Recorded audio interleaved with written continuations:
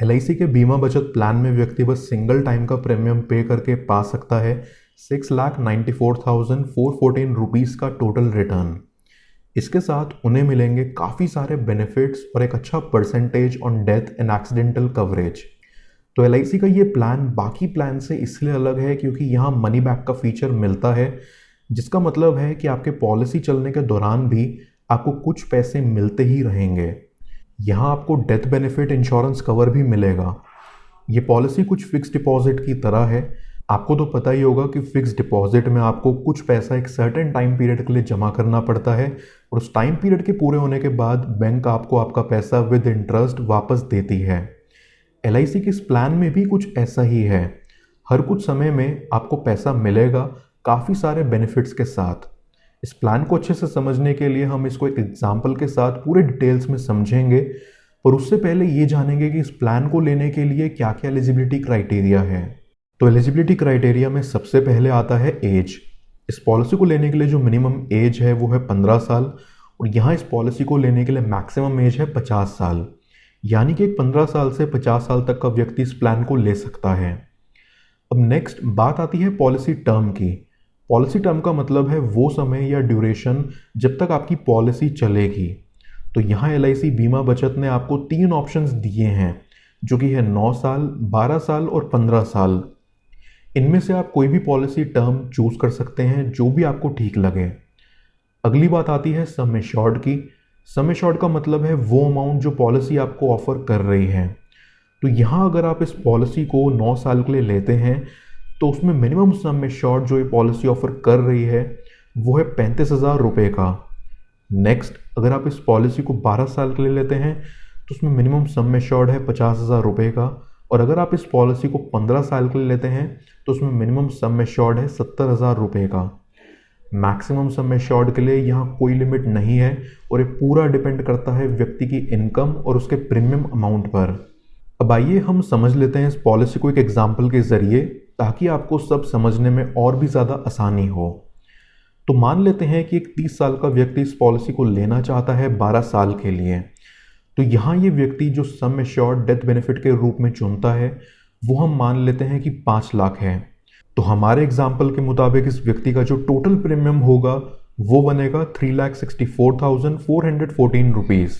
ये प्रीमियम का अमाउंट इस व्यक्ति को बस एक ही बारी एक साथ एलआईसी को पे करना पड़ेगा और इस व्यक्ति के 42 ईयर्स के होने पे इसकी पॉलिसी की मैच्योरिटी हो जाएगी।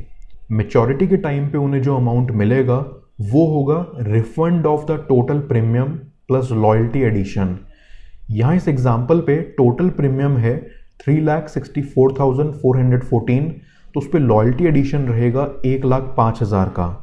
तो टोटल आ रहा है आपका 3,64,414 प्लस 1,05,000, जिसको कुल मिला के व्यक्ति का अमाउंट बनता है 4,69,414 रुपीज़ का, जो कि फाइनल मैच्योरिटी अमाउंट है। तो ये तो हो गई मैच्योरिटी अमाउंट की बात, जो आपको पॉलिसी के मैच्योर होने पे मिलती है।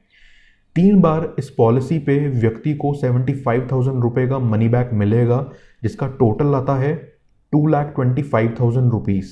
तो टोटल रिटर्न यहाँ जो होता है वो है 4,69,414 प्लस 2,25,000, जिसका टोटल आता है 6,94,414 रुपीज़।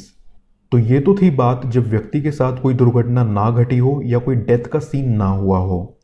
मान लेते हैं कि पॉलिसी चलने के 5 साल के अंदर व्यक्ति की डेथ हो जाती है, तो उनके नॉमिनी को सम एश्योर्ड का अमाउंट मिल जाएगा, जो कि एग्जाम्पल में था 5 लाख रुपए।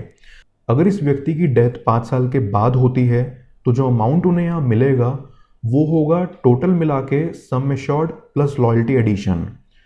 तो मान लेते हैं कि इस व्यक्ति की डेथ 35 साल के बाद हुई है, तो उनके नॉमिनी को जो टोटल अमाउंट मिलेगा वो बनेगा 5 लाख, जो कि है सम एश्योर्ड का अमाउंट, प्लस 43,750, जो कि है 5 साल का लॉयल्टी एडिशन, जिसका टोटल आता है 5,43,750 रुपीज़।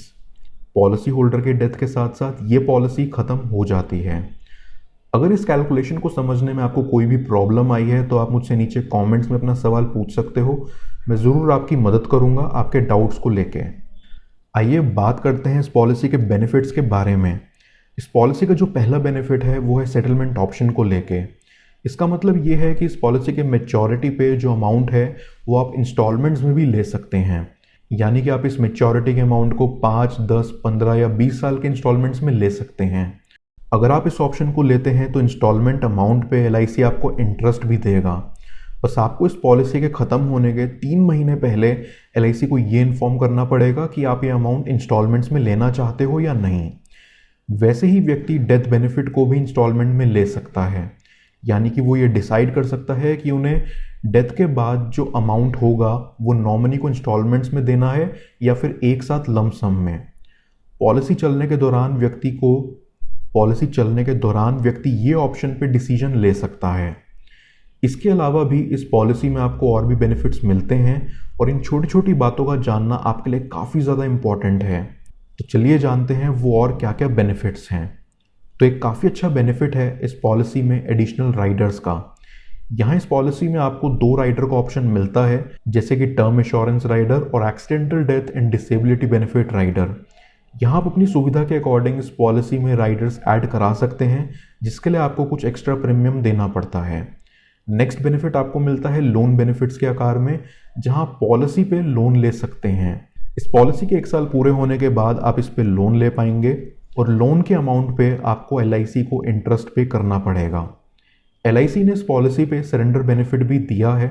आप अगर अपनी पॉलिसी को 1 साल बाद ही बंद कराना चाहते हो तो आपको 75% of the total premium paid का अमाउंट मिल जाएगा, और अगर आप 2 साल बाद इसको सरेंडर करते हो तो आपको 90% ऑफ द टोटल प्रीमियम का अमाउंट मिल जाएगा। हर एक पॉलिसी की तरह यहाँ आपको टैक्स बेनिफिट्स भी मिलते हैं, जहाँ आप अपना प्रीमियम टैक्स से घटा सकते हैं, और अगर आपका इनकम फ्यूचर में बढ़ता है तो टैक्स पे मैक्सिमम सेविंग्स आपको मिल जाती है। तो ये थी पूरी जानकारी LIC बीमा बचत प्लान के बारे में। मैं आशा करता हूँ कि आपको ये जानकारी पसंद आई होगी।